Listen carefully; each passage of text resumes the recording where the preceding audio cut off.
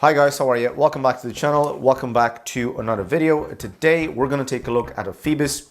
This is my second one on the channel and my third so far, and the reason why I didn't review that many is because I have a small wrist and most of their watches are over 40 millimeters, and I just tend to levitate more towards smaller watches. If you're not familiar with Phoibos, they have been around for some time now, since 2016, and I think they know a thing or two about this whole microband world. The one that we're going to take a look at today is called the Apollo, and this is a big boy, or at least it looks like one. This is their newest release and is sort of an Apollo Mark II because they already have a titanium version of this that is slightly different. Now, Phoibos produce 90% dive watches, and this one is sort of a diver in my opinion. Actually, no, it is a diver. And they always had their own bold design that was very easy to distinguish from the rest of the micro brands. They reached out to me asking if I would be interested in reviewing one, and of course I said yes. So this video has been sponsored by Phoibos. They sent in a watch for review. I don't have to send it back, so bear that in mind as the video goes along. You can find links down below to their website if you want to check out the rest of the collection and the Apollo. Now, let's jump into the video and see how good this thing is.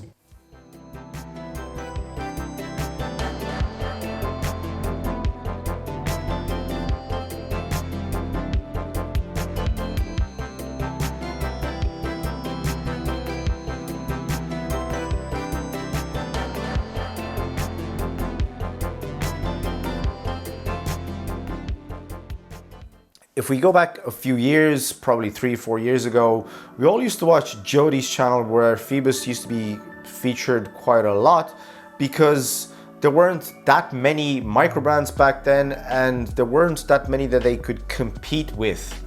Now, everyone knows about micro brands, everyone has at least 4 watches in their collection, and people have more choices.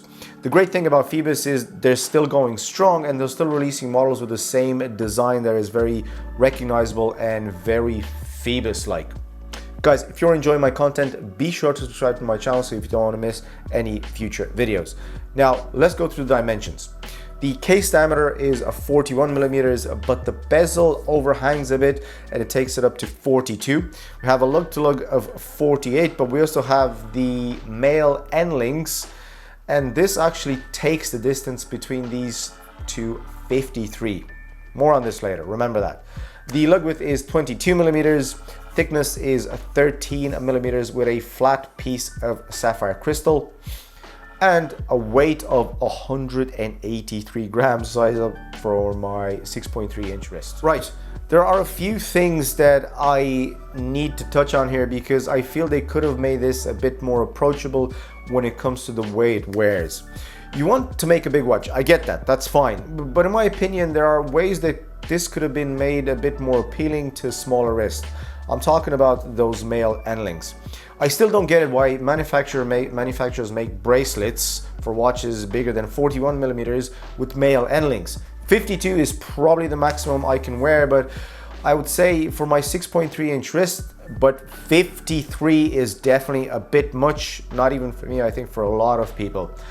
I only know it's 1 millimeter, but in this case, every millimeter counts. Because of the lug-to-lug distance and the fact that this bracelet doesn't taper, this wears slightly bigger than the dimensions would suggest. So if you have a below 7 inch wrist, you might want to reconsider. The case on this looks like it was milled from one big piece of 316L stainless steel, and it really gives you that feeling of confidence that this thing would really last in space. We have an all brushed finish on the entire case, and I think this was the best way to go here given the overall design. The brushing looks a bit rough, but I think this was done on purpose just to give it that rugged look, and besides, all the sides are very well finished, so there is nothing scratching your wrist. So I take it this was the direction they wanted to go with this. At the 8 o'clock, we have the screw down crown with the very famous octopus Hydra logo, protected by these giant crown guards, and judging by the size of them, they are probably functional. Between the screw down crown and the screw down case back, we have a stated water resistance of 200 meters, which, given the fact that this is a Phoibos and the overall design language, I definitely think that this could actually take the 200 meter water resistance. The bezel on this is 120 click with a Lume black ceramic insert, and the grip is what I would only describe as having a pinion looking pattern with no backplay whatsoever and decent enough resistance.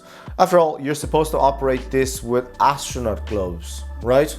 Speaking of astronauts, engraved on the case back we have this almost cartoonish image of a man with a rocket strapped to his back to make the connection with the name of the watch, I suppose. There have been various comments and various videos where they are mentioning the arm positioning of the astronaut.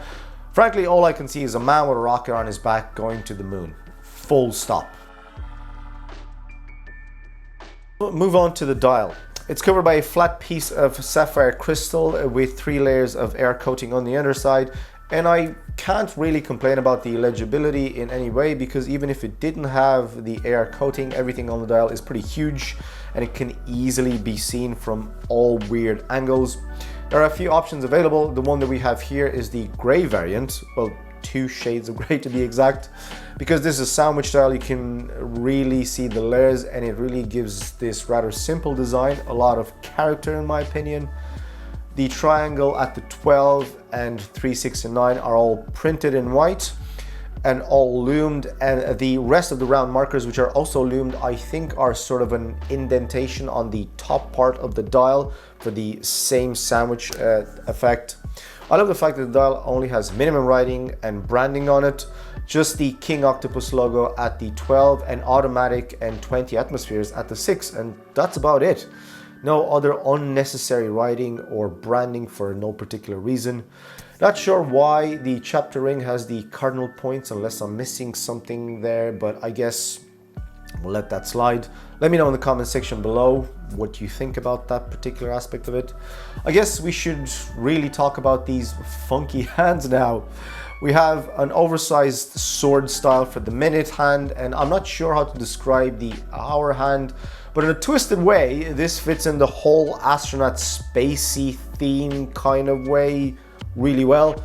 Don't ask me to make sense of this because I can't. I just don't. I think it makes sense, but I just can't really put it together. Let's talk about the Lume. Phoibos have never skimped on Lume, and since this is a diver, they haven't skimped on this either. 15 layers of BGW9, and yes, I'm pretty sure it's BGW9, even if this, like all other 90% of micro brands, is made in China. I'm pretty sure that this is BGW9 because it'll last a super long time, and you can tell by looking at it that this is quality.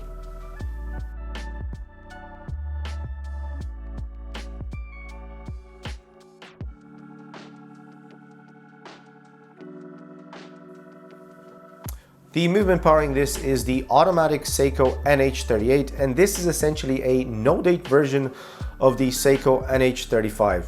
I won't spend a lot of time on this because we all know the specs of this and we know how reliable the NH series are.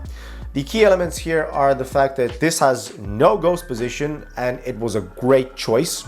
I don't like ghost positions too much, to be honest, but when you have an option for a movement without one for the same money, why not do it? Also, I managed to get an accuracy of plus 14 seconds per day, which is not the best, but it's running within the stated tolerances. And finally, we get to the bracelet. A very well constructed 3-on-6 stealth stainless steel H-link with an all brushed finish, so it hides whatever scratches or imperfections you might get on it very well. We have a giant milled clasp with a safety and double pushers to release. All in all, the construction is what you'd expect from Phoibos, and for the price, you don't really see that many H-link bracelets at this price, so that's a positive. But like mentioned earlier, my issue is not with the construction. The fact that it doesn't taper adds to the overall size. Again, I understand that you couldn't really have this taper aggressively, I get that, but you're also forced to add this giant clasp, which in my book adds unnecessary weight and bulk to the overall size, which in essence limits your audience. This is just my opinion. And speaking of the clasp, only 3 levels of micro adjust. Personally, out of all the watches I reviewed, I haven't had any issues sizing them up for my wrist. Maybe because I was lucky, but for some people that prefer flexibility on that part, you might have issues with this. No diver's extension, which in this case I would normally complain, but given the overall weight and the size, I think was the best option. Mixed feelings, to be honest. I'm not going to call this a letdown, because overall I think if you have a 7-inch plus wrist, you might actually have a different opinion and this might actually suit you. My wrist just disappears when wearing this, but hey, this is just my opinion. Final conclusions here, guys. As much as I feel that I gave this a hard time, Phoibos did what Phoibos do. This is not their first or their last big watch with aggressive styling like this, and in my opinion, this is a fun watch. It's well built, it's well priced, and you can tell it's a Phoibos. Granted, I would have liked to have it more connections to outer space, given the name and the case back engraving, but it's really hard to relate to something like that or to make the connections. If you have the wrist for it and you're into your big divers, I would definitely recommend you check this out. That was it, guys. That was the review of the Phoibos Apollo. Don't forget to click a like, subscribe to the channel. I hope you enjoyed the video. Let me know in the comment section below what you think about this watch or what you'd like to see next on the channel. I'll do my best to make it happen for you. And thank you very much again for tuning in, and I will see you guys in the next video. Bye. Yeah, works.